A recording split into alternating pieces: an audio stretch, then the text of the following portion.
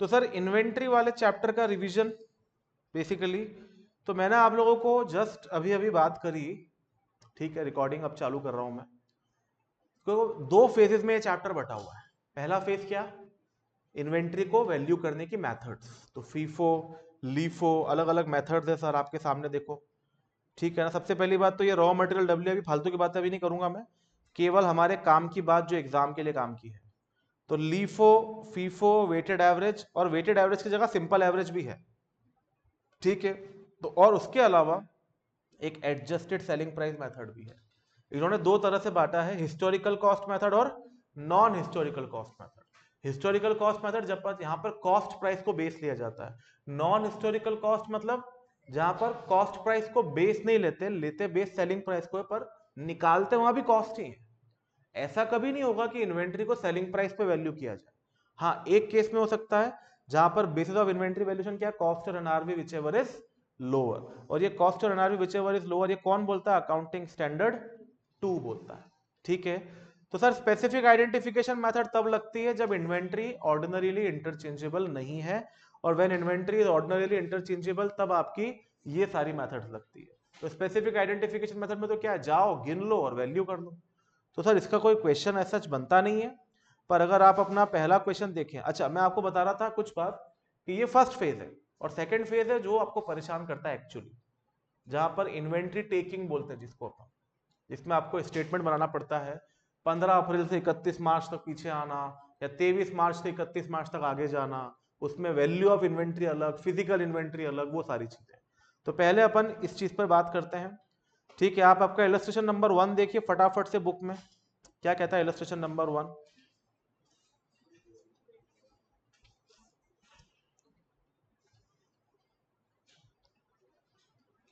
कुछ नहीं है सर, इलस्ट्रेशन नंबर 1 में आपको हर आइटम की कॉस्ट अलग दे रखी है, that means specific identification method है सर। हमारे आइटम्स इंटरचेंजेबल नहीं है, और सामने उसकी एनआरवी भी दे रखी है। तो इस तरह के क्वेश्चन में और कुछ नहीं करना होता, कॉस्ट और NRV which ever is lower पे वैल्यू कर देना होता है। तो अगर ये क्वेश्चन आपके एग्जाम में आया तो सर जैकपॉट है आपके लिए, फ्री के मार्क्स से पहली फुर्सत में इसको सॉल्व करना, छोड़ के नहीं आना, ठीक है। देखो प्रेजेंटेशन क्या, आइटम्स लिखे, historical cost, net realisable value, दोनों को कंपेयर करा, और आखिरी कॉलम में क्या लिखा, which ever is less, least of cost और एनआरवी। क्या ये बात समझ में आई, पक्का, ठीक है, हो जाएगा ये क्वेश्चन सॉल्व। अभी फीफो मेथड, तो फीफो मेथड क्या बोलता है sir, first in first out. मतलब अगर हमें इन्वेंट्री निकालनी कितनी बची है हमारे पास, तो सबसे पहले ये मानो कि जो पहले आया वो पहले बिक गया, तो जो बचा है वो बाद वाला बचा है, पहले वाला बचा हुआ नहीं है। ये फीफो कब लगता है पता है, जब मेरा इन्वेंट्री ना ऑर्डिनरीली इंटरचेंजेबल है। इंटरचेंजेबल है मतलब कि सर मेरे स्टॉक में अगर 4 यूनिट बचे हैं, तो मुझे ये नहीं मालूम कि ये कब के खरीदे हैं। हो सकता है कि वो 22 के भाव के खरीदे हुए हो सकता है वो 20 के भाव के खरीदे हुए, हो सकता है वो 19 के भाव के, क्योंकि सब डब्बे में जाने के बाद एक हो गए, क्योंकि वो इंटरचेंजेबल थे, आइडेंटिफाइबल नहीं थे। तो इंटरचेंजेबल थे इसीलिए हम स्पेसिफिक आइडेंटिफिकेशन मेथड नहीं लगा सकते अब, तो उसके लिए फिर उन्होंने जुगाड़ वाली मेथड दिया आपको। फीफो उसमें पहली मेथड है कि ये अज्यूम कर लो कि जो पहले आया ना वो पहले बिक गया। अब पहले 20 रुपए वाला स्टॉक आया था, तो मान लो पहले 20 रुपए वाला बिक गया, बाद में 19 वाला आया था, तो जो बचा है वो 19 वाला बचा है। अभी ऐसे समझने में तो बहुत अच्छा लगता है, पर जब इसकी वो बड़ी सी टेबल बनानी पड़ती है तो बहुत आलस आता है कि नहीं आता है, हाँ या ना। तो आपको सबसे पहले आइडेंटिफाई करना पड़ेगा कि चैप्टर में तकलीफ है कि हमारा आलस तकलीफ है, ठीक है। अगर आलस तकलीफ है तो उसको आपको दूर करना पड़ेगा, अगर चैप्टर की तकलीफ है तो वो मैं दूर करूंगा। तो फीफो मेथड में आपको ये देखो इलस्ट्रेशन नंबर 2 में फटाफट फटाफट ऐसा डिस्कशन करते जाओ, चलेगा ना। तो इलस्ट्रेशन नंबर 2 में इन्होंने क्या बोला, the following record of purchase of condenser which he uses while manufacturing radio sets. तो ये डिटेल्स इसने इस तारीख को परचेज करी, और परचेज करने की अलग अलग प्राइस थी। और फिर क्या बोला, 1600 यूनिट इशू करे during the month of December till 18 दिसंबर, 18 दिसंबर तक। तो ऊपर जाके देखो आप, 18 दिसंबर तक यूनिट्स कितने ले लेते थे, 900, 400 और 300, टोटल कितना हुआ, 900 और 300, 1200 और 400, 1600। अब ये खुद कह रहा है कि 18 दिसंबर तक हमने 1600 यूनिट इशू कर दिए, तो ऑब्वियस सी बात है कि ये सारे इशू हो गए। अब उसके बाद जो बचे वो कौन से बचे, ये दोनों ही बचे। तो यहाँ तो स्पेसिफिक आइडेंटिफिकेशन भी लगा सकते हैं, फीफो लगाने का कोई मतलब नहीं है। मजा तब आता जब वो ये हमको बताता ही नहीं कि 1600 यूनिट इशू कब करे, तब मजा आता फिर। या ऊपर जो यूनिट अवेलेबल होता है ना वो 1600 से ज्यादा होते हैं। मान लो ऊपर जो हमारे 11 दिसंबर तक यूनिट्स हो रहे हैं वो 1800 हो रहे हैं, और उसमें से आपने इशू कितने करे? 1600। तो कौन से 1600 इशू करे? जो सबसे पहले खरीदे वो, या सबसे बाद में खरीदे वो? ठीक है ना, ये 1600 हो रहे हैं ना, इसकी जगह ये मान लो 300 की जगह 500 है, 1800 हो गया। अब बताओ 1600 इशू करे तो आप ये मानेंगे पहले 900 इशू करे होंगे ये वाले, फिर 400 इशू करे होंगे ये वाले, और उसके बाद इस 500 में से कितने इशू कर दिए होंगे? 300। और ये जो 200 है ना, ये आपके पास स्टॉक में अवेलेबल है अभी 55 के भाव का। तो अगर कोई मुझसे 18 तारीख का स्टॉक निकालने को बोल दे, तो 18 तारीख का स्टॉक है मेरा 200 यूनिट 55 के भाव। ऊपर वाले नहीं बचेंगे क्योंकि फीफो मेथड है। अच्छा, यही अगर 18 तारीख का स्टॉक निकालता मैं और लीफो मेथड होती तो 1600 यूनिट इशू में हम मानते कि पहले कौन से इशू करे? ये 500 इशू करे। फिर कौन से इशू करे? ये 400 इशू करे। 500 और 400 कितने हो गए? 900। और अब हमें कितने और इशू करने हैं? तो इस 900 में से आपने कितने इशू कर दिए? 700 इशू कर दिए। और अब इस 900 में से आपके पास 200 बच गए। तो सर क्या फर्क पड़ गया? यहां भी 200 बच रहे थे, वहां भी 200 बच रहे थे। सर यूनिट्स तो उतने बचेंगे, लेकिन प्राइस में फर्क आ जाएगा। अगर नीचे वाले लॉट में से बचा तो वो 55 के भाव का, और ऊपर वाले लॉट में से बचा तो वो 50 के भाव का। याद आ गया अपने को कंटेंट? ठीक है, तो अभी यहां तो कोई प्रॉब्लम नहीं थी। लीफो भी मैंने आपको समझा दिया इसी के अंदर। आपके लिए तो पता है क्या होता है, जब क्वेश्चन में आपको डेट ऑफ परचेज और डेट ऑफ इशू अलग अलग दे रखी हो, जैसे ऊपर तो क्या था 1600 यूनिट एक साथ ही इशू कर रहे थे, तो हमें ये टेबल बनाने की जरूरत नहीं पड़ी थी। पर अब देखो उसी क्वेश्चन में इन्होंने आपको बताया कि 1600 यूनिट एक साथ इशू नहीं करा 18 तारीख को। 1600 यूनिट में से कुछ यूनिट 5 दिसंबर को इशू करे, कुछ यूनिट 20 दिसंबर को इशू करे, और कुछ यूनिट 29 दिसंबर को इशू करे। तो अब आपको हर बार at the time of issue और at the time of receipt आपका इन्वेंट्री निकालना पड़ेगा, और आपको ये बनाना पड़ेगा स्टॉक लेजर। याद है ये फॉर्मेट? हाँ या ना? ये फॉर्मेट याद है सबको? अभी सुनना मेरी बात ध्यान से, क्या कह रहा हूं मैं।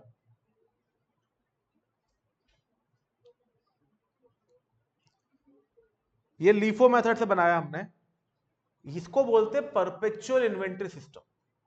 जो थोड़ी बहुत थियरी आपकी बुक में लिखी हुई जो आपको पढ़नी है, तो परपेचुअल इन्वेंट्री सिस्टम पता है क्या होता है? जिसमें on every receipt and on every issue stock की एंट्री होती है और उसका बैलेंस निकलता है।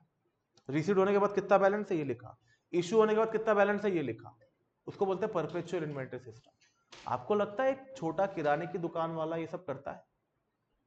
मेरी खुद का जनरल स्टोर है मेरे पिताजी का, मुझे पता है कि कोई स्टॉक की डिटेल मेंटेन नहीं होती। पॉसिबल ही नहीं है यार। एक अकेला व्यक्ति अगर दुकान चला रहा है, शटर भी वही खोल रहा है, झाड़ू भी वही लगा रहा है, माल भी वही बेच रहा है, पैसे भी वही गिन रहा है, तो वो कहाँ स्टॉक के डिटेल रख पाएगा? और एक जनरल स्टोर में कितना स्टॉक होता है, वैरायटी का, तो उसके लिए पॉसिबल नहीं। तो उसके लिए तो क्लोजिंग स्टॉक क्या बोले, 31 मार्च को स्टॉक गिनेंगे, वही मेरा क्लोजिंग स्टॉक है, बात खत्म। ये कोई डेटा वेटा में मेंटेन नहीं करूंगा। लेकिन तो वो हो गया पीरियोडिक इन्वेंट्री सिस्टम, और ये क्या हो गया? Perpetual inventory system. तो आप पढ़िएगा, आपको थियरी में समझ में आएगा वो। तो इसमें क्या, जैसे ये लीफो बेसिस पे करा हुआ है, तो इसमें 900 यूनिट पहले आए, आप खाली इसको समझते चलो। 900 यूनिट इसमें आए, 50 रुपए के भाव पर इशू कुछ नहीं हुआ, तो बैलेंस क्या हो गया? 950 45,000। आपको रिसीट के 3 कॉलम बनाने, क्वांटिटी रेट अमाउंट, इशू के 3 कॉलम, क्वांटिटी रेट अमाउंट, और balance inventory quantity rate amount. फिर 5 तारीख को आपने 500 यूनिट इशू करे। अब बताओ मेरे पास एक ही तरीके का इन्वेंट्री है, तो उसी में से 500 इशू करूंगा ना। तो 500 यूनिट इशू करे 50 रुपए के भाव पर 25,000, ठीक है।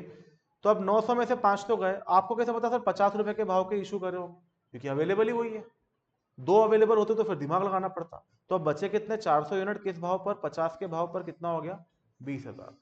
फिर उसके बाद सर रिसीट, फिर 400 यूनिट आए 55 के भाव पर, तो 400 पहले से बैलेंस में थे, अब 400 और आ गए, तो टोटल कितना हो गया? 800। पर मैं उसको 800 जोड़ के नहीं दिखा सकता हूं, क्योंकि उसमें से जो 400 है ना वो 50 के भाव के पहले के रखे हुए हैं, और जो 400 है ना वो 55 के भाव के बाद में आए। क्या ये बात समझ में आई? तो फीफो और लीफो में आप स्टॉक को मर्ज नहीं करेंगे बैलेंस में, जो अलग अलग भाव का स्टॉक होगा ना उसको अलग अलग लिखेंगे। सिंपल एवरेज वेटेड एवरेज अगर होता तो मैं यहां पर 400 और 400 बैलेंस में अलग अलग नहीं दिखाता, मैं उसको 800 कर देता और सामने सिंपल एवरेज प्राइस या वेटेड एवरेज प्राइस लिख देता। क्या आपको याद आ रही है ये बात? कुछ लोग ऐसे बैठे बिल्कुल ब्लैंक, ऐसी नींद क्यों आ रही है? फिर याद आ रही है? मुस्कान को याद नहीं आ रही? भाई एक बात समझ लेना, रिवीजन का पूरा फायदा उठाना हो ना, अब आपको चैप्टर तो मालूम रहेगा कौन सा चल रहा है, इसके बाद मैं कौन सा पढ़ाऊंगा वो भी बता दूंगा, और आप लोगों को भी पता है इसके बाद कौन सा पढ़ाने वाला है। तो उस सिचुएशन में आप लोग उसको एक दिन पहले थोड़ा सा रिवाइज करके आओ और अपनी दिक्कतें भी आइडेंटिफाई करके आओ कि ये चीज मेरे को समझ नहीं, तो आपको पता रहेगा कि वो चीज जब क्लास में पढ़ाई जाएगी तब आप अपने आप क्या हो जाओगे, अलर्ट। तो रिवीजन में you have to be proactive, तो फायदा मिलेगा। ठीक है, तो सर 400 इंटू 55 22,000, ये अलग अलग दिखाना है, और सिंपल एवरेज वेटेड एवरेज होता तो हम इनको मर्ज कर सकते थे। देन उसके बाद 11 दिसंबर को 300 यूनिट और आ गए 55 के भाव पर, तो अब मेरे पास तीन तरह का स्टॉक हो गया। सबसे पुराना 450 के भाव का, फिर 455 के भाव का, फिर 355 के भाव का, फिर 200 यूनिट और खरीद लिए सर 60 के भाव पे, तो अब मेरे पास चार तरीके का स्टॉक हो गया, 450 के भाव का, 455 के भाव का, 355 के भाव का और 260 के भाव का। अब मैंने इशू करे सर कितने यूनिट बताओ? ऊपर देखो जाकर 20 दिसंबर को कितने यूनिट इशू करे आपने? 600। तो अब वो 600 कैसे इशू करूं सर? अगर फीफो होता, सुनना ध्यान से, ये स्टॉक अवेलेबल है आपके पास, ये वाला है ना, तो अगर फीफो होता तो 600 में से 400 यहां से इशू हो जाते 50 के भाव के, और 200 यहां से इशू हो जाते 55 के भाव के, क्योंकि फर्स्ट इन फर्स्ट आउट।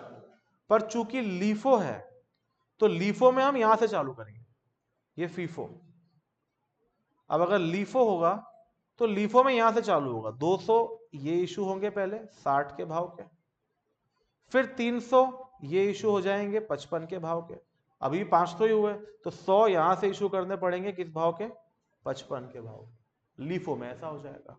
तो देखो आप नीचे क्या करा है इन्होंने, यही करा है, पहले 200 इशू करा है 60 के भाव पे, फिर 300 इशू करा है 55 के भाव पर, फिर 100 इशू करा है 55 के भाव पर। ये इशू हो गया और इनके अमाउंट भी यहां पर लिख दिए इन्होंने। अब बैलेंस कितना बचा? तो सर नीचे वाला 200 खत्म, ये 300 भी खत्म, और इस 400 में से भी कितने इशू हो गए? 100। तो ऊपर वाला 450 के भाव पे बचा है, और इस 400 में से 300 बचा है 55 के भाव। क्या ये बात समझ में आ रही है? उन्हीं को समझ में आएगी जिनने एक बार पहले पढ़ रखी, बाकियों को भी अगर आ रही तो अच्छी बात। तो फीफो लीफो दोनों समझ में आ रहा है साथ में। फिर 28 तारीख को और यूनिट आ गए, तो जोड़ लेंगे 800 यूनिट 47 के भाव पर। ठीक है, तो अब तीन तरह का स्टॉक हो गया, 450 के भाव पर, 355 के भाव पर और 847 के भाव पर। अब 5 तो इशू करें, तो अगर फीफो होगा तो पहले ऊपर वाले 400 को 50 के भाव पे इशू करेंगे और फिर 300 में से 100 को इशू करेंगे। पर अगर लीफो हुआ तो नीचे वाले 800 में से ये 5 तो इशू हो जाएंगे। समझ में आई बात? तो फीफो लीफो दोनों समझ में आया। स्टोर लेजर कार्ड बनाएंगे, एक एक बार बना लेना घर जाकर, तो मैटर एग्जाम के लिए खत्म हो जाएगा। तो एग्जाम में आएगा कि नहीं आएगा ये तो किसी को नहीं पता होता सर। ठीक है, जून अटेम्प्ट को बेस लेकर आपका एग्जाम मत दीजिएगा, बस मेरे पुराने एक्सपीरियंस से मैं आपको बता रहा हूं। अभी क्या होता है, जून अटेम्प्ट जिन बच्चों ने दिया वो क्लियर नहीं हुआ ना, तो वो क्या करेंगे, उसी इंप्रेशन में तैयारी करेंगे कि ये चीज ने मेरे को तकलीफ दी थी, मैं ये पढ़ूंगा, और वो अगले अटेम्प्ट में आई ही नहीं। ये चीज तो आती ही नहीं है, जून में भी नहीं आई थी, ये नहीं पढ़ूंगा, वो अगले अटेम्प्ट में आ जाएगी। तो इसलिए आप ना कोई प्री इंप्रेशन के साथ एग्जाम देने मत जाओ। आप तो ये मानो कि नई एग्जाम है, सब कुछ नया होगा, पुरानी एग्जाम जैसा कुछ नहीं होगा। ठीक है, तो ये मैं अकाउंट्स और लॉ की बात कर रहा हूं। मैथ्स इकोनॉमिक्स में आपकी रिस्पेक्टिव फैकल्टी जो बोले आप उनके गाइडेंस को फॉलो करो। ठीक है, और उसकी बात करनी होगी तो अलग से करेंगे, बट अकाउंट्स और लॉ में आप ये चीज को फॉलो करिए। ठीक है सर, आइए। तो सर अब क्लोजिंग इन्वेंट्री बची तो 1000 यूनिट की, तो इस तरीके से निकल जाएगी। फीफो लीफो से तो हमको समझ में आ गया। अब सिंपल एवरेज और वेटेड एवरेज, इसमें क्या होगा सर, उसको समझ लेते हैं।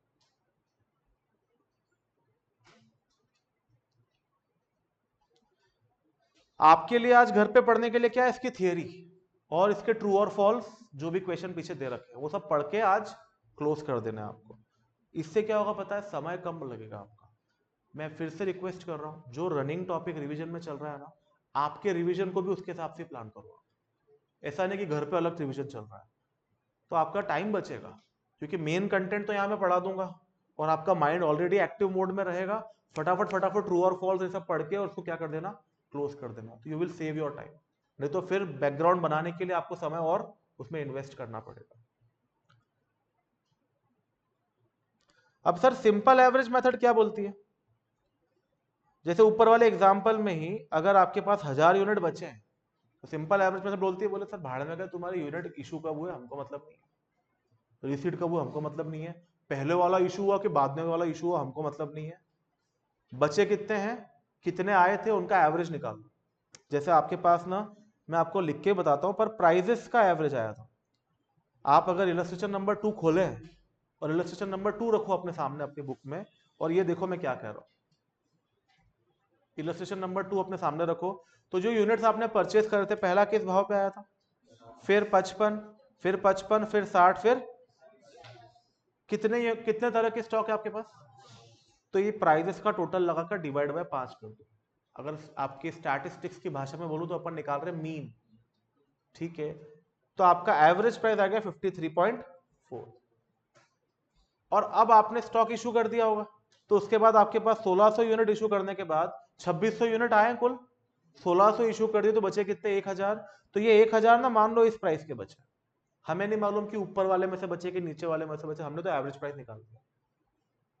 टोटल ऑफ जो प्राइजेस हैं उनका टोटल लगाकर डिवाइड बाय जितने तरह की इन्वेंट्री आपके पास थी, 5 तरह की थी तो डिवाइड बाय 5, 6 तरह की तो डिवाइड बाय 6।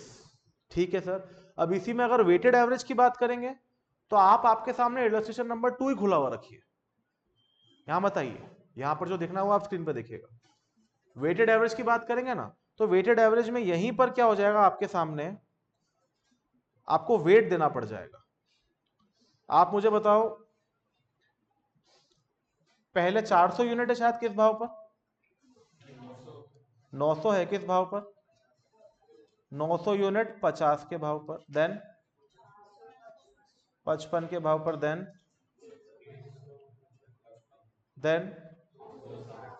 260 के भाव पर, देन 847 के भाव पर 10। अब हमें एक्चुअली वेटेड एवरेज प्राइस निकालना है कि वेटेड एवरेज क्वांटिटी निकालना है? हाँ, वेटेड एवरेज प्राइस निकालना है कि वेटेड एवरेज क्वांटिटी निकालना है? अभी सिंपल एवरेज प्राइस है तो हमने इन प्राइस का टोटल लगाकर डिवाइड बाय 5 कर दिया। अब वेटेड एवरेज इज बेसिकली और डिस्क्रीट सीरीज, जो आप स्टैंडर्ड डेविएशन सॉरी मीन निकालते हो ना एफ सीरीज के साथ, पर बच्चों को ये नहीं समझ में आता कि इसमें से एक्स कौन और इसमें से एफ कौन। तो जिसका एवरेज निकालना है वो एक्स होता है, क्वांटिटी का निकालना तो क्वांटिटी को एक्स मानते हैं, प्राइस का निकालना तो प्राइस को क्या मानेंगे, एक्स। तो ये हमारे लिए एक्स है और ये हमारे लिए क्या है, F।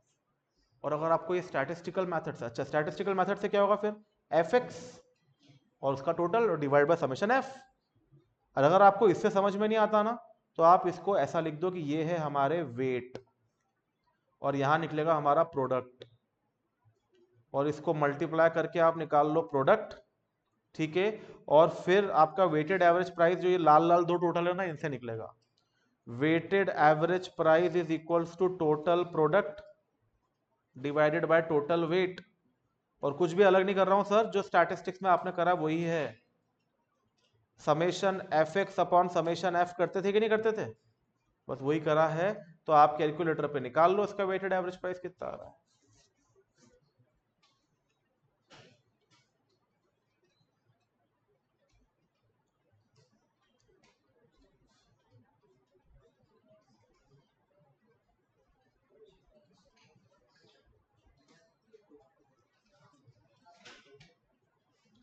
अरे जल्दी निकालो, 900 इंटू 50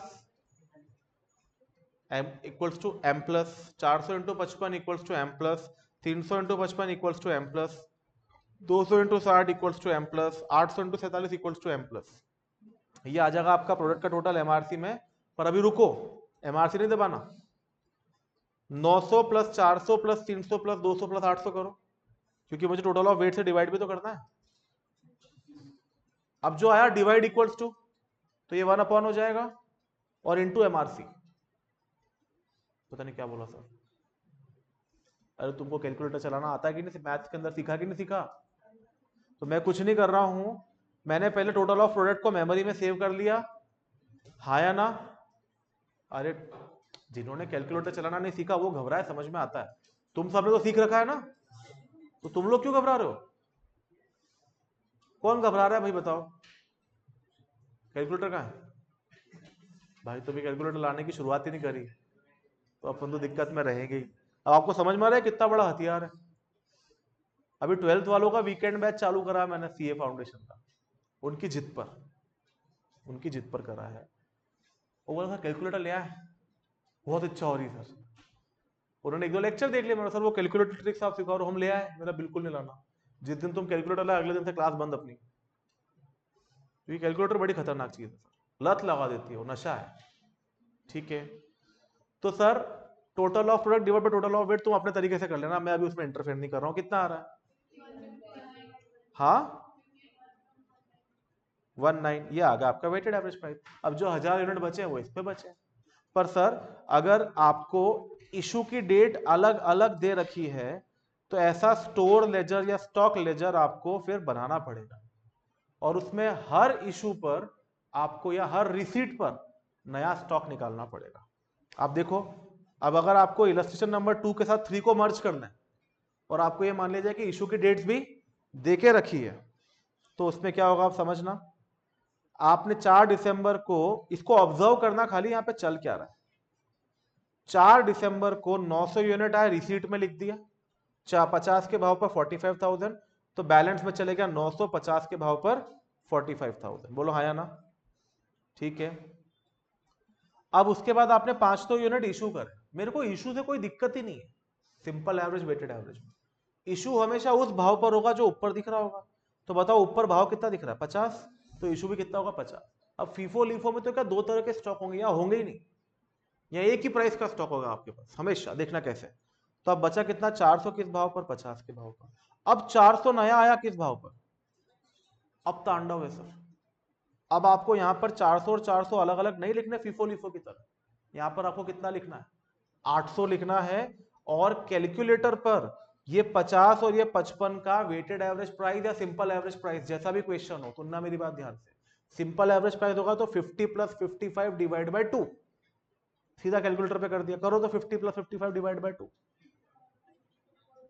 हाँ 52.5। तो ये 52.5 सर, ये तो वेटेड एवरेज होना चाहिए। हाँ ठीक है, अब वेटेड एवरेज भी निकाल के देखो। तो सर वेटेड एवरेज आपको निकाल के दिखाना पड़ेगा उनको।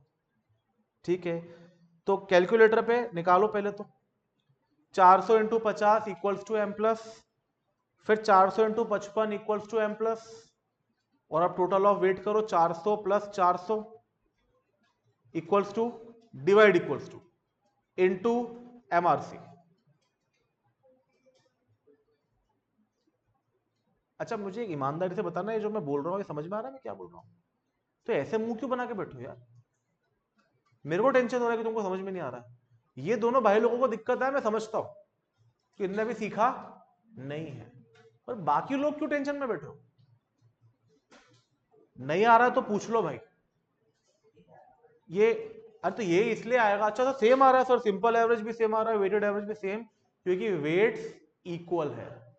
जो 50 रुपए का स्टॉक है वो भी 400 का वेट लेके बैठा है, 400 यूनिट्स का, और जो 55 रुपए का स्टॉक है वो भी 400 यूनिट का।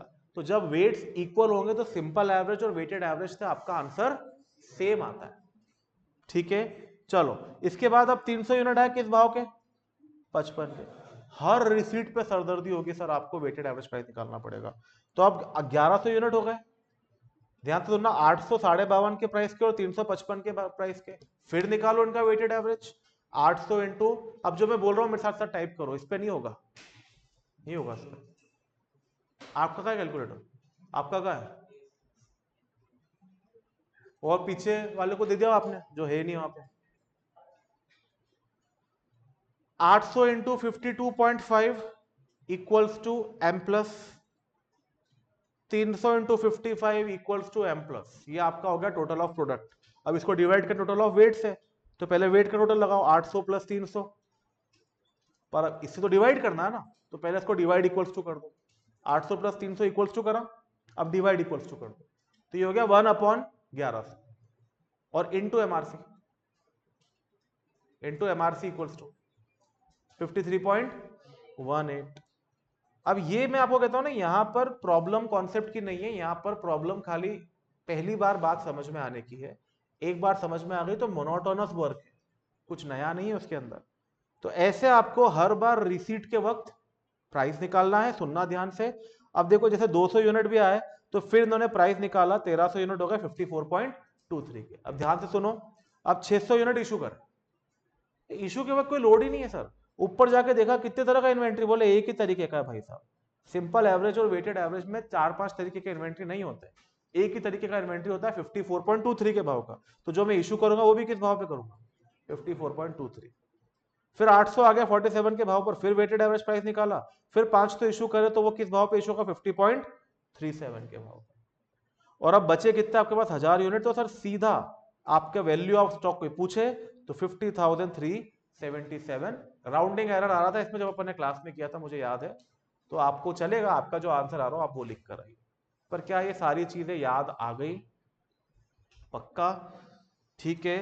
तो सर एक परपेचुअल और एक पीरियोडिक, तो ये जो स्टोर लेजर कार्ड था ना, ये क्या था, परपेचुअल। पीरियोडिक में क्या होता है, हमें इशू की अलग अलग डेट्स नहीं मिलती, परचेज की डेट तो मिल जाएगी पर इशू की डेट अलग अलग नहीं मिलती। अब सर एक और मेथड है, पढ़ लें आज ही, नॉन हिस्टोरिकल कॉस्ट मेथड। आज इसको खत्म कर लेते हैं। आपने फीफो पढ़ लिया, लीफो पढ़ लिया, सिंपल एवरेज, वेटेड एवरेज, घर जाकर आज बुक पे से जो क्वेश्चन करना है खत्म करके इसको क्लोज कर देना। ठीक है। एडजस्टेड सेलिंग प्राइस मेथड, ये नॉन हिस्टोरिकल कॉस्ट मेथड है सर। अब नॉन हिस्टोरिकल कॉस्ट मतलब ये कॉस्ट को बेस नहीं लेगी। बाकी सब मेथड में आप देखा अपन ने कॉस्ट प्राइस को बेस लिया, और सब में आपको वैल्यू ऑफ इन्वेंट्री निकालने को बोलेंगे। तो स्टॉक ऑफ लेजर जो आप बता रहे हो उसमें जो आखिरी आखिरी में इन्वेंट्री बचती है, जैसे इसके अंदर तो यही बचा एक बस, तो यही इन्वेंट्री 1000 यूनिट की। अगर आपने ऊपर वाले स्टॉक लेजर में देखा होता तो वहां पे ऐसे 3 तरह की इन्वेंट्री बची थी, 450 के भाव की, 355 के भाव की, 347। तो टोटल जो आपके 1000 यूनिट का स्टॉक का वैल्यू है ना, वो ये ऐसा निकाल के आपको बताना पड़ेगा, नीचे आंसर लिख के आना पड़ेगा। तो सर ये तो हो गया, चलो एक चीज बताना रह गई थी, वापस ऊपर ले आया। अब एडजस्टेड सेलिंग प्राइस मेथड क्या करती है, इसका कॉन्सेप्ट मैं आपको बताया भी था कि हम क्या करते हैं, गलत ग्रॉस प्रॉफिट से सही ग्रॉस प्रॉफिट रेशियो निकालते। कितनों को याद है ये बात?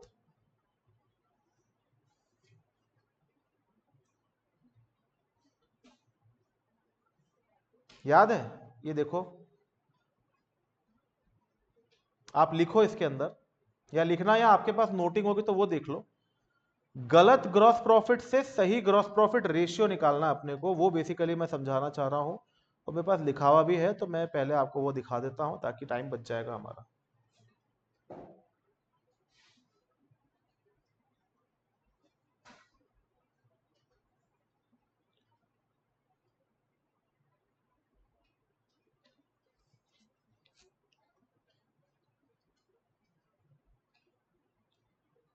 देखो सर, कंटेंट ये है सर हमारे लिए कि जनरली हम जो ग्रॉस प्रॉफिट निकालते हैं ना, वो कैसे निकलता है। देखो आपके सामने ट्रेडिंग अकाउंट है। अब इस ट्रेडिंग अकाउंट में कुछ बातें लिखी है, आपको दिख रही है स्क्रीन पर। सेल्स लिखा 120, ओपनिंग स्टॉक लिखा 10,000, परचेज लिखा 1,00,000, और क्लोजिंग स्टॉक पहले का लिखा हुआ आपको 30,000। वो काट के बाद में 45 लिखा है, लेकिन पहले का 30 लिखा हुआ। उसके हिसाब से हमने ग्रॉस प्रॉफिट निकाला था, वो 40,000 आ रहा था, जो which was my correct gross profit. पर अगर मैं इस क्लोजिंग स्टॉक को 30 से बढ़ाकर 45 कर दूंगा, पहली बात तो ये 45 है क्या, ये है उसकी सेलिंग प्राइस 45,000। तो सर क्लोजिंग स्टॉक तो जनरली मेरे ट्रेडिंग अकाउंट में सेलिंग प्राइस पे आता नहीं, कॉस्ट और NRV which ever is lower पे आता है। हाँ तो मैं मानता हूं ये बात, पर अगर मैंने उसे वहां पर सेलिंग प्राइस पे दिखाया तो वो गलत है। पर उस गलती का इंपैक्ट क्या होगा, उस गलती का इंपैक्ट होगा कि मेरा ग्रॉस प्रॉफिट भी उतने से बढ़ जाएगा, क्लोजिंग स्टॉक बढ़ेगा। आप समझते हैं, आपके इसी चैप्टर में शुरुआत में थियरी में लिखा हुआ है, if closing stock is over valued profit will be over valued, if closing stock is undervalued profit will be undervalued, if opening stock is overvalued profit will be undervalued, if opening stock is undervalued profit will be overvalued। ये बात हमने partnership में भी सीखी है। ठीक है, तो सर ग्रॉस प्रॉफिट अब ये जो 40 की जगह 55 हो गया ना, ये पता है क्या रिप्रेजेंट करता है? ये रिप्रेजेंट करता है कि सर वो 40 वाला जो ग्रॉस प्रॉफिट था ना पहले, वो केवल 1,20,000 की सेल्स पर था, 1,20,000 की सेल्स का ग्रॉस प्रॉफिट था। लेकिन जो ये 55,000 का ग्रॉस प्रॉफिट है ना, ये आपके सेल्स और क्लोजिंग स्टॉक पे जो प्रॉफिट होगा वो है। This 55,000 gross profit is representing the profit on sales as well as profit on closing stock. तो वो तो मैंने बेचा भी नहीं अभी, उसका प्रॉफिट तुमने बुक कर लिया। इसीलिए तो क्लोजिंग स्टॉक को यहाँ पे सेलिंग प्राइस पे नहीं दिखाते हैं, क्योंकि अगर तुमने उसको सेलिंग प्राइस पे दिखा तो उसका प्रॉफिट भी बुक हो जाएगा, कंजर्वेटिज्म की धज्जियां उड़ जाएगी। सर बोलो हाँ या ना? तो सर गलत तो है, पर हाँ गलत है, पर आप समझना मेरी बात को, आप ये कर सकते हैं सर कि आप एक बार इनसे जरा जीपी रेशियो निकाल कर देखिए। अगर 40,000 का प्रॉफिट था, 1,20,000 की सेल्स थी, तो जीपी रेशियो आपका आएगा 1/3, बेसिकली 33.33%। अब 55,000 का अगर प्रॉफिट है और मैंने बोला जीपी रेशियो निकालो, तो आपने बोला सर 55,000 डिवाइड बाय 1,20,000 इंटू 100। रुको भाई, ये 55,000 1,20,000 का प्रॉफिट नहीं है, ये 55,000 सेल्स प्लस क्लोजिंग स्टॉक। तो इसके डिनोमिनेटर में आप 55,000 का प्रॉफिट किस पर है? ये सेल्स पर है प्लस किस पर है? क्लोजिंग स्टॉक पर है। दोनों की सेलिंग प्राइस जोड़ो और 55,000 के प्रॉफिट से profit sharing ratio, sorry gross profit ratio निकालो तो कितना आ रहा है? सेम आ रहा है। तो 55,000 का गलत ग्रॉस प्रॉफिट था, उससे भी मैंने सही ग्रॉस प्रॉफिट रेशियो निकाल लिया। कुछ लोग सोचो ये कर क्यों रहे हैं? तो जिनके पास ऑलरेडी इंप्रेशन है रिवीजन का, उनको तो पता है क्यों कर रहे हैं, नहीं तो मैं अभी बताऊंगा। मैं अभी खाली आपको इतना समझाना चाह रहा हूं कि गलत ग्रॉस प्रॉफिट से भी सही ग्रॉस प्रॉफिट रेशियो निकाला जा सकता है। अब मान लो आपके पास क्लोजिंग स्टॉक का कॉस्ट है ही नहीं, आपके पास क्लोजिंग स्टॉक का केवल क्या है? सेलिंग प्राइस है। तो आप उसकी कॉस्ट कैसे निकालोगे बताओ मुझे? आपके पास अगर क्लोजिंग स्टॉक का सेलिंग प्राइस है, कॉस्ट है ही नहीं, मान लो 10,000 का सेलिंग प्राइस है, और आपको क्लोजिंग स्टॉक का वैल्यू निकालने को बोला, मतलब क्या निकालने को बोला? क्लोजिंग स्टॉक का कॉस्ट निकालने को बोला है। तो सिंपल सा तरीका, उसमें से प्रॉफिट माइनस कर दो तो कॉस्ट आ जाएगी। तो बस यही करना आप, इसी को बोलते हैं एडजस्टेड सेलिंग प्राइस मेथड। अब हमें क्लोजिंग स्टॉक का सेलिंग प्राइस दे रखा है हमारे वाले केस में 45,000, ये 30,000 की कॉस्ट हमारे पास नहीं है अवेलेबल, मान लो क्वेश्चन, तो 30,000 तक पहुंचोगे कैसे? बोलो रुको, पहले हम निकालते ग्रॉस प्रॉफिट रेशियो, और ग्रॉस प्रॉफिट रेशियो क्या आया? 33.33% ऑन कॉस्ट की ऑन सेल्स। ये जो डिनोमिनेटर में आपने लिया ये क्या है? Selling price. तो ये जो प्रॉफिट निकला ये ऑन सेल्स निकला है। अब बता मैं 30 तक कैसे पहुंचूंगा? मैं ऐसे पहुंचूंगा, 45,000 is the selling price of closing stock, है या ना? इसमें से माइनस कर दूंगा ग्रॉस प्रॉफिट रेशियो, देखो 45,000 का 1/3 माइनस कर दो, कॉस्ट पे पहुंच गया 30,000 पर। बोले ये आ गया आपका इन्वेंट्री का वैल्यू। तो आपको क्वेश्चन में क्लोजिंग स्टॉक का सेलिंग प्राइस दिया हुआ, आपको कैसे भी करके ग्रॉस प्रॉफिट रेशियो निकालना है, और उस सेलिंग प्राइस में से उसने ग्रॉस प्रॉफिट रेशियो को लगाकर ग्रॉस प्रॉफिट को क्या कर देना है? माइनस। सर ग्रॉस प्रॉफिट तो 55,000 है, अरे पूरे ग्रॉस प्रॉफिट को थोड़ी माइनस करना है, उस क्लोजिंग स्टॉक में जितना प्रॉफिट जुड़ा हुआ उसको माइनस करना है। तो ग्रॉस प्रॉफिट रेशियो मिल गया कि सेलिंग प्राइस का 1/3 इज माई ग्रॉस प्रॉफिट। तो सेलिंग प्राइस क्लोजिंग स्टॉक की कितनी है? 45,000, तो उसका 1/3 माइनस कर दो, तो सेलिंग क्लोजिंग स्टॉक की क्या आ जाएगी? कॉस्ट। बात समझ में आ गई? अब इसको निकालने के लिए लोग क्या करते हैं? नॉर्मल फॉर्मूला जीपी रेशियो क्या होता है? Gross profit on sales upon net sales into 100। हमने बोला सर हम इस मेथड में ये वाला फॉर्मूला यूज करेंगे। तो अब मुद्दे की बात पता है आपको, जो नोट करने की चीज अगर पहले नहीं करी हो तो वो ये है कि सर ग्रॉस प्रॉफिट रेशियो पहले निकालो। कैसे निकालोगे? तो ग्रॉस प्रॉफिट ब्रैकेट में लिखा ऑन सेल्स प्लस स्टॉक, क्योंकि मैं जो स्टॉक लूंगा वो भी सेलिंग प्राइस पर लूंगा, whole divided by sales plus closing stock at selling price into 100। इससे जो न्यूमरेटर का मेरा गलत ग्रॉस प्रॉफिट है ना, वो भी मुझे सही ग्रॉस प्रॉफिट रेशियो दे देगा। और उसके बाद अगली स्टेप में आप कॉस्ट ऑफ इन्वेंट्री कैसे निकालोगे? तो selling price of inventory minus gross profit. बस ये दो स्टेप में जो मैंने अभी टिक करी ना, या मैं ये स्टेप नंबर 1, स्टेप नंबर 2, ये दो स्टेप में आपका क्वेश्चन खत्म हो जाएगा। But sir gross profit on sales and stock available होना चाहिए, और क्लोजिंग स्टॉक का सेलिंग प्राइस भी अवेलेबल होना चाहिए। वो नहीं अवेलेबल होगा तो आपको निकालना पड़ेगा। अब निकालेंगे कैसे? तो मेरा सजेशन बहुत क्लियर होता है सर, आपको आपका बुक चाहे जो प्रेजेंटेशन बोले, मेरा प्रेजेंटेशन तो सर ट्रेडिंग अकाउंट की तरफ झुकाव रखता है। ये आपके बुक के इक्वेशन का सॉल्यूशन है। आपको उसमें ना परचेज निकालने के लिए कुछ टैक्स वैक्स का एडजस्टमेंट था कि टैक्स जोड़ो, ट्रेड डिस्काउंट घटाओ। तो आपको ये ध्यान रखना होता है कि जीएसटी या सेल्स टैक्स जो भी जुड़ता है ना, वो ट्रेड डिस्काउंट घटने के बाद वाले अमाउंट पे जुड़ता है। इक्वेशन में आएगा आपको। तो सर ऐसे मैंने परचेज निकाल लिया, फिर उन्होंने कुछ पैकिंग एंड डायरेक्ट एक्सपेंस दे रखे थे, वो लिख लिए, सेल्स लिख लिया, और मुझे क्वेश्चन में क्लोजिंग स्टॉक दे रखा था एट सेलिंग प्राइस। अब आपकी बुक इसको स्टेटमेंट फॉर्म में करी। मेरा कहना है इतने ट्रेडिंग पीएनएल बनाए तुमने फाइनल अकाउंट्स के अंदर, सिंगल एंट्री के अंदर, और एनपीओ में भी एक तरीके से आप receipt and payment, income and expenditure बना रहे हो, तो आपके लिए ये बनाना आसान होगा कि स्टेटमेंट बनाना आसान होगा? ये बनाना आसान होगा। आप तो ट्रेडिंग बनाओ और क्लोजिंग स्टॉक को एट सेलिंग प्राइस लिखो और जीपी निकाल लो। तो जीपी जैसे 696,659 आ रही है, क्या ये करेक्ट जीपी है? नहीं। पर इस इनकरेक्ट जीपी से हम करेक्ट जीपी रेशियो निकाल सकते हैं। देखो मैंने नीचे जीपी रेशियो कैसे निकाला, जीपी लिखा 696,659 और उसके सामने मैंने डिनोमिनेटर में सेल्स भी लिखा और closing stock at selling price भी लिखा, क्योंकि ये जो प्रॉफिट है ये क्लोजिंग स्टॉक का भी प्रॉफिट शामिल रखता है। तो बेस में दोनों लेने पड़ेंगे, तब सही करेक्ट जो ग्रॉस प्रॉफिट रेशियो निकल कर आएगा। कितना आया? 28.09। और उसमें से अब आप माइनस कर दो क्या, अब कॉस्ट ऑफ इन्वेंट्री या वैल्यू ऑफ इन्वेंट्री निकालना है, तो 2,35,000 रुपए का क्लोजिंग स्टॉक, उसमें से माइनस कर दिया 28.09%, तो आपका कॉस्ट ऑफ इन्वेंट्री है 168,988। तो मेथड्स मैंने सारी आपको ब्रीफ कर दी है। आपको अब घर पे क्वेश्चंस वाइंड अप करने, ओरली करना है, लिख कर करना है, आपका डिसीजन, ठीक है? पर मेरे हिसाब से बहुत ज्यादा क्वेश्चन नहीं, तो फटाफट फटाफट लिख कर भी कर सकते हो। प्रेजेंटेशन आप देख लेना नाउ, अभी रिवीजन के वक्त do not bother much about presentation, खाली आपको पता होना चाहिए कैसा प्रेजेंटेशन करना है। और आपको प्रेजेंटेशन के लिए बॉदर करना है आपके टेस्ट के अंदर। रिक्वेस्ट फिर से दोहरा रहा हूं, रोज बोलूंगा, इन टेस्ट को ये सोच कर देना कि ये आपका फाउंडेशन का एग्जाम हो रहा है, और आपको आपके एक्चुअल फाउंडेशन के एग्जाम के पहले 4 बार फाउंडेशन का एग्जाम देना है। मतलब 4 अटेम्प्ट यहां यहीं देकर जाओगे, 5वां अटेम्प्ट देने आप जाओगे एग्जाम हॉल। अगर वो सोच लिया ना, तो आज से तुम बाकी सारे काम बंद कर दोगे, सारे काम बंद कर दोगे। कुछ भी होगा, आपने अगर सोचा कि आपका 12 सितंबर 13 सितंबर को आपके घर में शादी है, क्या करोगे? शादी छोड़ोगे, एग्जाम छोड़ोगे? कुछ महानुभाव देखे मैंने ऐसे जो एग्जाम छोड़ देते हैं। शादी किसी और की हो रही है भाई, तो भाई की हो रही, अरे तो वो भाई कर लेगा मैनेज यार, ठीक है ना? अगर तुम्हारा इतना क्लोज है तो उनको पहले से बता दो कि मेरी एग्जाम है, ठीक है? शादी की तारीख उस हिसाब से सेट करना।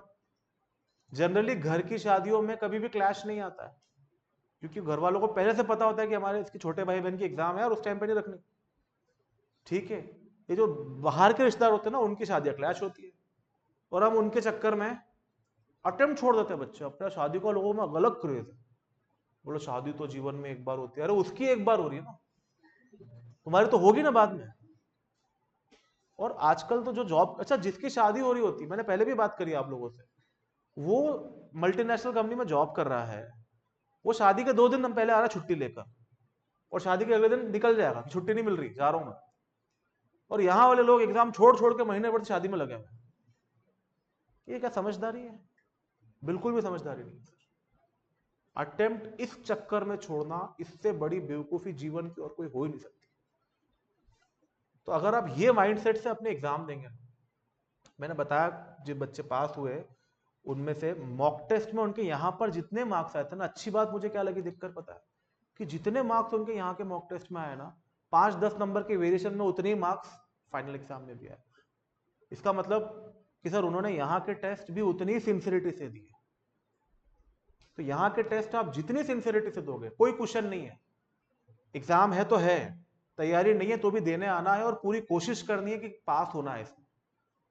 एक भी मॉक टेस्ट सीरीज में हमको फेल नहीं होना है, ये कोशिश के साथ। सर अभी तो मेरे 4 चैप्टर थे, तो आप 4 चैप्टर के हिसाब से मार्क्स देखो, नहीं देखूंगा मैं 4 चैप्टर के हिसाब से। मैं तो ये मानूंगा कि आप पास हुए कि फेल, लिख कर दूंगा फेल, थोड़ा दुख होना चाहिए, ठीक है? तो पढ़ाई करोगे। ऑब्जेक्टिव समझना, मेरा ऑब्जेक्टिव आपको परेशान करने का कतई भी नहीं है। मेरा ऑब्जेक्टिव है कि मुझे सबकी मार्कशीट पे पास चाहिए, यही ऑब्जेक्टिव है, ठीक है। और ये आपका भी ऑब्जेक्टिव होना चाहिए। और जो भी बच्चे अच्छे मार्क्स स्कोर करना चाहते हैं, मेरे से अलग से बात करो आकर। कल मैंने कुछ बात तो कर ली थी, पर फिर भी जो बच्चे अभी भी सोचते कि नहीं हमें 300 प्लस का स्कोर करना है, तो आओ डिस्कस करो, मैं बताऊंगा उसके लिए क्या क्या करना है, और वो सब करना पड़ेगा, जादू से नहीं आते वो मार्क्स, ठीक है सर।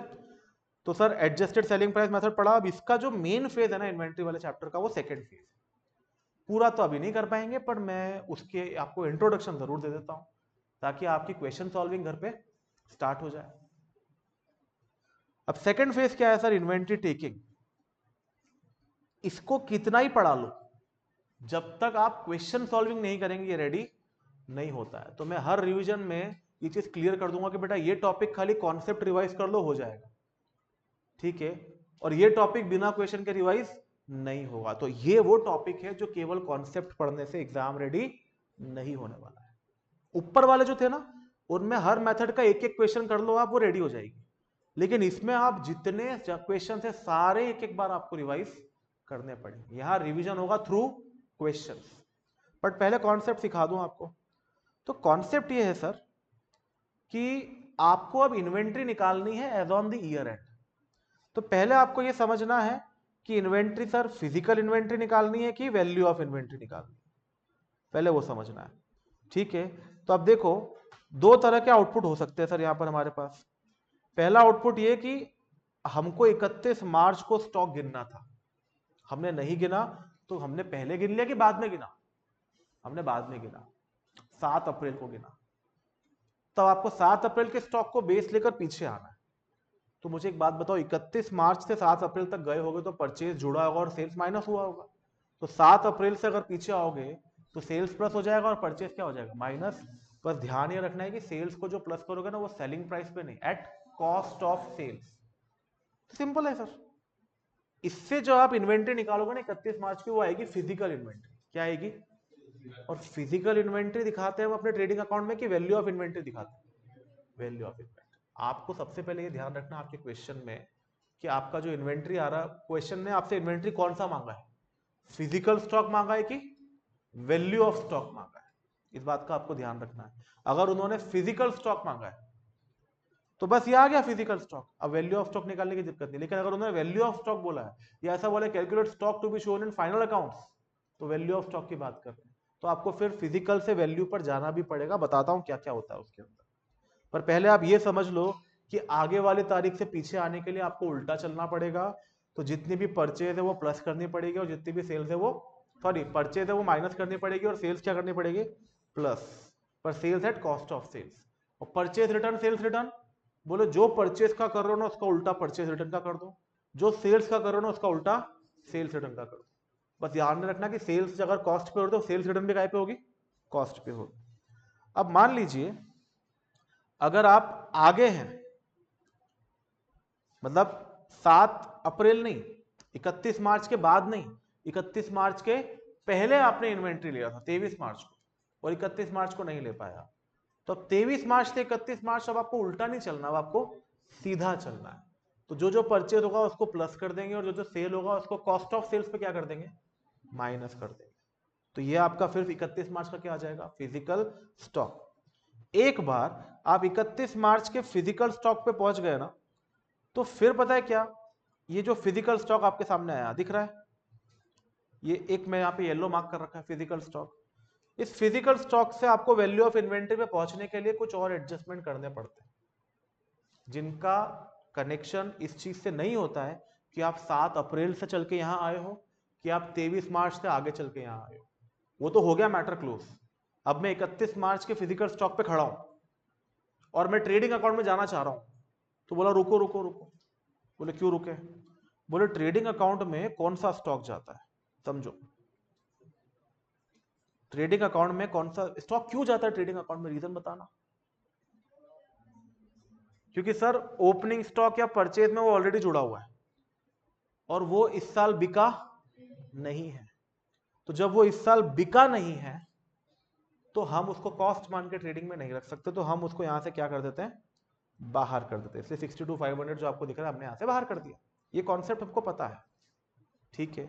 अब मेरा कहना है कि आप फिजिकल स्टॉक को अगर यहां से बाहर कर दोगे तो कुछ स्टॉक ऐसा है जो आपके पास नहीं है पर है आपका, जो आपके पास नहीं है पर है किसका, आपका।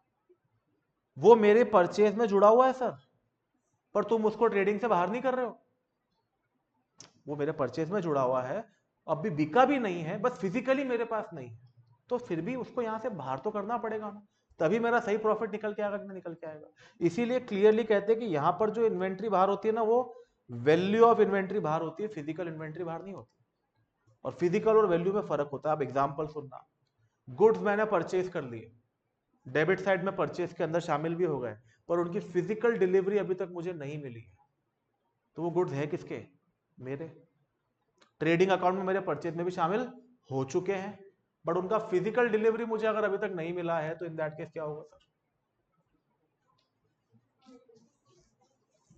फिजिकल डिलीवरी नहीं मिला तो वो मेरा फिजिकल स्टॉक में शामिल नहीं है, पर स्टॉक तो मेरा है ना।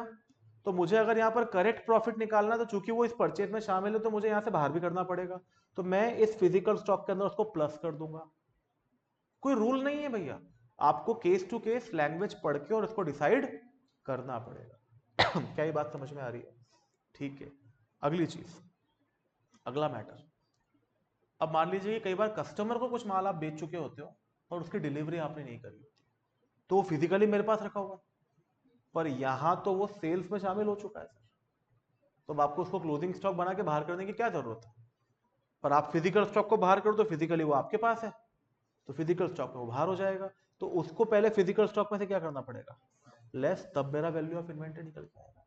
तो इसके लिए कोई रूल बना के लिखने की जरूरत नहीं है, ये अपने को सोचने आना चाहिए। कोई भी नई चीज आ जाएगी तो अपने को खाली अपना कॉन्सेप्ट लगाना और सोच लेना। चलो, कंसाइनर कंसाइनी समझते हो, कंसाइनमेंट पे मैंने माल भेजा, वो मेरा एजेंट होता है, तो मेरा एजेंट कंसाइनी बोलता है जिसको, उसको माल भेजा है, बेचा नहीं, भेजा है। ब से होता है बादल, बी से होता है भालू, तो हम भालू वाला भ बोल रहे हैं, ठीक है। भेजा है, समझ में आ रही है, मैं हंस क्या रहे हो, तो ऐसे नहीं पढ़ा बचपन में, ब से बादल, बी से, भ से भालू ही पढ़ा ना, ये कुछ और पढ़ा है, भारत, भालू भालू, ठीक है। तो अभी समझना ध्यान से मैं क्या कह रहा हूं, सुनना मेरी बात ध्यान से, क्या कह रहा हूं सर, माल उसको बेचा नहीं है, माल उसको भेजा है। अब जब माल उसको भेजा है तो गुड्स तो मेरे हैं, उसके पास रखे हैं, उसने बेच दिया तो सेल मानूंगा, और उसने नहीं बेचा और उसके पास स्टॉक रखा हुआ है, तो वो स्टॉक रखा उसके पास है, पर है अभी भी किसका, मेरा। तो मेरे पास फिजिकली नहीं है, मेरे फिजिकल स्टॉक में शामिल नहीं हुआ, पर मेरी परचेज में जुड़ा हुआ है और सेल भी नहीं हुआ, तो मुझे मेरे फिजिकल स्टॉक में इसको क्या करना पड़ेगा, ऐड करना पड़ेगा, तब जाकर मेरा वैल्यू ऑफ इन्वेंटरी निकल कर आएगा। तो मेरा कहने का मतलब यह है कि सर, आपका फिजिकल स्टॉक में कुछ एडजस्टमेंट्स होंगे, दो एडजस्टमेंट एग्जाम्पल के तौर पे यहां लिखे हुए हैं, पर और भी हो सकते हैं जैसे मैंने आपको बताया, तो आपको समझना है और फिजिकल स्टॉक में वो एडजस्टमेंट करके कहां पहुंचना है, to the value of inventory. और फिर अगर क्वेश्चन ने आपसे फिजिकल स्टॉक पूछा तो फिजिकल स्टॉक आपका आंसर होगा, क्वेश्चन ने आपसे वैल्यू ऑफ स्टॉक पूछा तो वैल्यू ऑफ स्टॉक आंसर होगा। पर एक बात ध्यान से सुनना, जब आप 23 मार्च से 31 मार्च जा रहे थे, या आप जब 7 अप्रैल से 31 मार्च जा रहे थे, तो इसमें जो ये 23 मार्च या 7 अप्रैल का स्टॉक होगा ना, ये हमेशा फिजिकल स्टॉक ही होगा आपके पास। 23 मार्च का फिजिकल इन्वेंट्री मिलेगा क्योंकि उस दिन फिजिकल काउंट करा होगा, और उससे आप 31 मार्च का इन्वेंट्री निकालेंगे तो ऑब्वियस सी बात है वो भी फिजिकल इन्वेंट्री निकलेगा, फिर कुछ प्लस माइनस करके आप वैल्यू ऑफ इन्वेंट्री निकाल देना, ठीक है। 7 अप्रैल का आपके पास फिजिकल काउंट था, उससे उल्टा जाएंगे तो 31 मार्च का भी क्या निकल कर आएगा, फिजिकल काउंट, और फिर उसमें कुछ प्लस माइनस करके आपको क्या निकालना पड़ेगा, वैल्यू ऑफ इन्वेंट्री। तो मेरा सिस्टम बहुत क्लियर है, पहले आगे या पीछे जहां से भी मुझे आना है वहां से मैं 31 मार्च तक चल के 31 मार्च की फिजिकल इन्वेंट्री निकाल लूंगा, फिर और जो एडजस्टमेंट होंगे वो प्लस माइनस करके वैल्यू ऑफ इन्वेंट्री निकाल दूंगा। दिस इज द प्रोसेस, ठीक है। अब इस प्रोसेस के बेसिस पर आपको करने हैं क्वेश्चंस, तो अब आप घर पे आज कुछ क्वेश्चंस ट्राई करिए, कल मैं इसके कुछ अच्छे क्वेश्चन 2-3 यहां पर डिस्कस कर लूंगा, और कल हम इन्वेंट्री वाले कंटेंट को क्लोज कर देंगे, ठीक है। अगला चैप्टर कौन सा है हमारी सीरीज,